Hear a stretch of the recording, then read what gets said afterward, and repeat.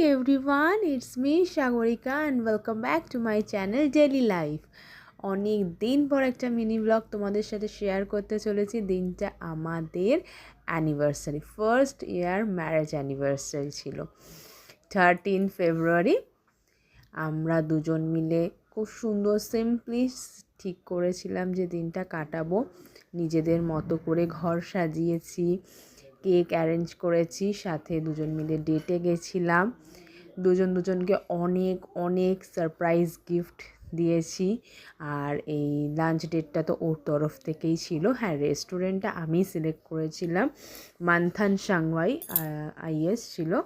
খাওয়া দাওয়া ভীষণ ভালো ছিল। দুজনেই চাইনিজ খেতে ভালোবাসি, ও একটু বেশি ভালোবাসে, আমি একটু মোগলাই লাভার বাট ও চাইনিজ লাভার।